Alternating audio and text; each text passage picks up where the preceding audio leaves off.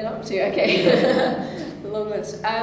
So I've been working on LGBTQ accessibility to the counselling service. So I've been working on getting a kind of training day on LGBTQ issues, varying from kind of language to use to the kind of societal prejudices and stuff that people face for the staff there.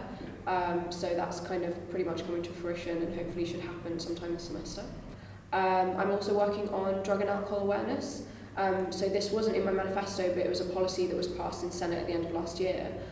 So we're going to be getting drug testing kits in the union, and part of the launch of that will be kind of a week with more broad drug and alcohol abuse awareness and information that will be going on. So that will be happening in March.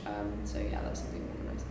I think there probably is an issue around expectations, and the counselling service are actually at the minute thinking about changing their name to kind of better reflect what they're actually there to do, because they're not intended to be a kind of long-term therapy kind of treatment. They're kind of, the service is meant to be, you maybe have 3 appointments and it's about kind of setting up an action plan and doing more kind of first line intervention, but it's not meant to be long-term support. That's really something that the NHS is meant to be doing, and that's a problem that kind of links in, because obviously Manchester NHS mental health services have been slashed, so people are finding it really hard to actually access treatment that way as well. In terms of kind of the price and the monopoly, I think the biggest issue is probably like the meal deals really, because we've seen with like the new stuff in Uni Place, the vegetarian cafe, that actually the quality of the food has been getting better, and then I think perhaps the price is not so much an issue.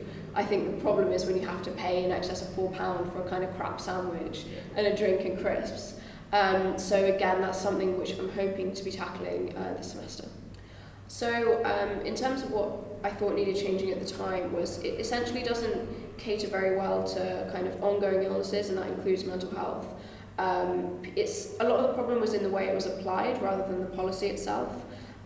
People tended to focus on the kind of unforeseen part of like what constitutes mitigating circumstances rather than unpreventable. I think it has. The advice service, I worked with them in terms of how they advertise in the Welcome Week pack. So we included some of the things like STI testing, pregnancy tests, and panic alarms in the advertisement that wasn't there before. So I'm hoping that that's kind of increased people's knowledge a bit. I've also had on my kind of part of the website, I've put the wellbeing timetables all there together. So I'm hoping that's kind of been useful for people to see what kind of everything in one place as well. So yeah, I'm hoping it is. I mean, I haven't kind of done any data measurement, but I've kind of done some things which should have helped that, yeah.